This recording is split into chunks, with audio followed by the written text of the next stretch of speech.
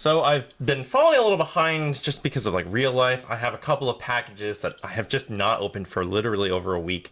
But before we even get to that, I have the Nabalis Reverie, which I have been borrowing from my friend Esoteric EDC, who also lent me the Arsenal of a previous video. The Nabalis Reverie is one of the three winners from the Create with Nabalis 2024 competition. The designer's name, I'm just double checking, is Neil Martin Cantillana. It is a $70 Balisong, and currently it's sold out, but I assume that they're going to restock it at some point. And the thing is, it's like 3.6, between 3.6 and 3.7 ounces. I just weighed it earlier. What's interesting is that it does have a weight system on the bottom. The weights are relatively small, so as you can see, they're just like that. And they claim that without the weights, it's neutral, and with the weights, it's like slight handle bias. I do feel like with weights, it's still pretty neutral. I feel like I prefer it with weights in. I was flipping it a little earlier with the weights taken out, and then as I was putting it back and I dropped one of them. But anyways, with the weights, I honestly do feel like this is a pretty great all-around Balisong. It's got really good grip for an aluminum Balisong because it has a faux speed channel down here and some jimping, as well as just like a little dot here, but I think that's just more aesthetic. And the faces though, these grooves are actually like significantly deep. They're not like uncomfortable either because they're anodized and they're pretty smooth. So that's nice. And the thing is also that it's got this Haman steel design that I think is pretty cool. I will say that when I was looking over the Create with Nabalis competition, this one was one that I wasn't like as interested in. I didn't find the handle design to be as interesting. I have seen, this is similar to the Koenig and the Glider products, Glider Pacific and the NRB Koenig. So I was like, I don't know, this is probably fine, but it seems that the community wanted this, and it was top 3. I will say that unfortunately I kind of fell off the bandwagon in the sense that the Create with Nabalis 2025 competition happened, and it was not on my radar at all. So that was oopsies. Now as far as this one goes, I do think it's pretty good. It's good for the price, and I think like an equivalent one, like the Mako, this is, I would say, a better value. You do get well, I guess they updated the Mako to V5. I think it's still on washers though. I'll have to double check that. But you do get to experiment with different weight systems. So it's still neutral. It's like neutral minus to neutral. I think with the weights in, maybe one could say it's like slightly handle bias, but very, very slightly. It does add just a teeny amount of ass weight on the handles, which does make the rollovers nicer. But without the weights in, you can still do rollovers fine, and it's slightly more neutral, but not in a sense that it actually positively affects the ability to do fans. I will say that I have not been flipping nearly as much. You can't see it. There is a little rug over here, but my floor is hardwood, and back in my old place it was like a very thick shag carpet, which was nice for flipping and not nice for dropping tiny screws. Not to mention that I had cats that would throw up everywhere. Unfortunately, the cats only come here sometimes. I'm sorry to anyone that wanted to see all the beautiful, beautiful boys, but I only get them sometimes, so alas. Anyways though, this is a pretty solid flipper. I gotta say, it's a pretty good all-arounder. Me personally, where I am at with my collection, I don't think this would be one that I would pick up. I am interested in the Overlord because I am kind of friends with I'm Not Aripo, who designed that one, and the Bird of Prey one looks pretty interesting with the inlay G10 handle. So this one is pretty good. It's pretty good, and I think for the solid price, if you can get one secondhand, it's almost definitely a steal. Also, I'd like to say real quickly, Esoteric EDC, I did not drop this. There's a little dent on the bottom, so that's not my fault. That said, all in all, I think this is a really solid Balisong, but I haven't been flipping it all that much just because it's not really safe for me to flip things around the house, especially when they're not mine. And it's kind of it's like an all-arounder.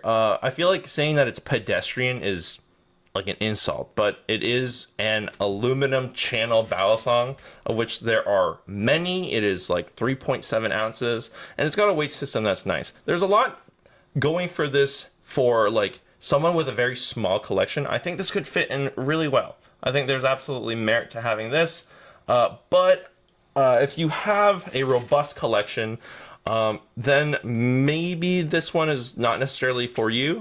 I don't know. I think I recently flipped a traditional Koenig. The one that I have actually it's an ROTB blade, which makes it, I realize, significantly more handle biased, even with no weights in. Whereas a traditional Koenig is like really good grip and is definitely a lot more neutral without weights in. So I think like the Koenig came first, and then there's the Glider Pacific, and I do feel like these are maybe all like the true competitors. They're probably more expensive. I don't know about the Glider Pacific. But off the top of my head, I do think that as far as the weight implementation goes, this is by far like the cheapest. There's I think only one set of screws. This is not mine. This is on loan. But I'm under the impression there's only a single set of screws, and it's either in or it's out. Whereas the Koenig and the Glider have varying degrees of like, there's at least 2 sets of screws. My Koenig had like 4 options actually, which is pretty crazy. But the quality of the Glider screws are like, Glider has like really nice hardware. So I think those might be better. Some people don't necessarily know how they feel about the Pacific. I think it's good. It's got a lot of grip, and also with the zippy inlays, there's like even more weight like optimization. It's like crazy. And the Koenig is kind of like the OG in a sense. Also, again, real quick, that weight system was designed both in tandem of NRB with Glider. So like Glider did not rip off NRB. To say that this one ripped them off, like, I mean, like, it copied them. I wouldn't say that it's just like complete theft, but you know, like it's a design, and like I think this is like a good, simple, easy design that like has very few moving parts and it's incredibly easy. So like of all the things to steal, like this, I don't think they're like mad about it. To my knowledge, I've never actually asked. But I do think that as far as the customization, significantly less on the Reverie. The Koenig and the Glider have more. They're probably a little bit more expensive. And I guess let me double check if this is 6061 or 7075 aluminum, but I'm guessing it's 6061 by the weight. Aha, called it 6061 AL, and then 420C HRC 62 steel. You know, pretty common for trainers. All in all, I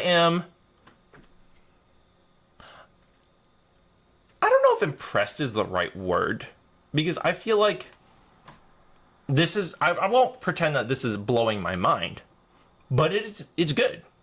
It's good. And I do know that Nabalis with the winners have like collaborated with them to be like, okay, here are like here's like adjustments that we're going to do for like consistency with machining and all sorts of that. And so like, they definitely made sure that this was a good flipper, and like Nabalis, they are flippers themselves, and they provide a really good product for the price, partially because they're Chinese. But again, nothing about this feels like cheap. It feels affordable. Now, $70 maybe is a bit steep as far as retail prices go for like brand new beginners. I think the Lightning is being redesigned with bushings, which is pretty crazy. But compared to the Vault, which is starting at $65, the Reverie being $70 is like only $5 more. I do think that there's utility for like a bottle opener, like you can play, like, hey, it's not just a fancy, expensive fidget toy. It has utility, but let's be honest.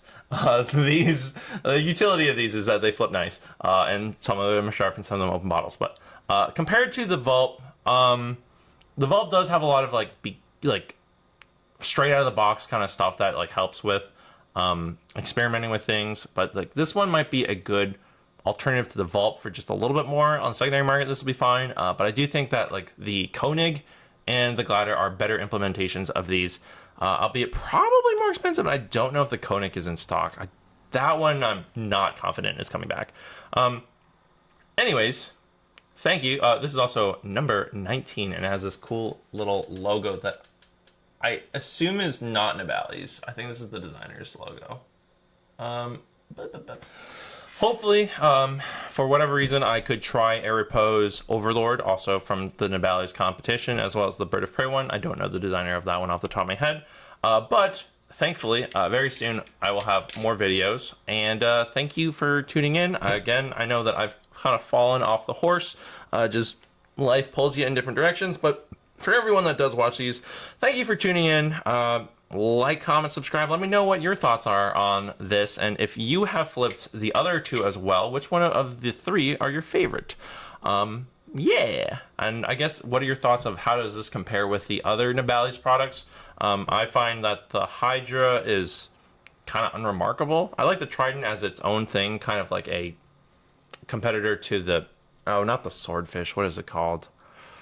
The other G10 one. I forgot. The Kraken one with G10 in its handles. I almost had it, and then I forgot. Anyways, bye!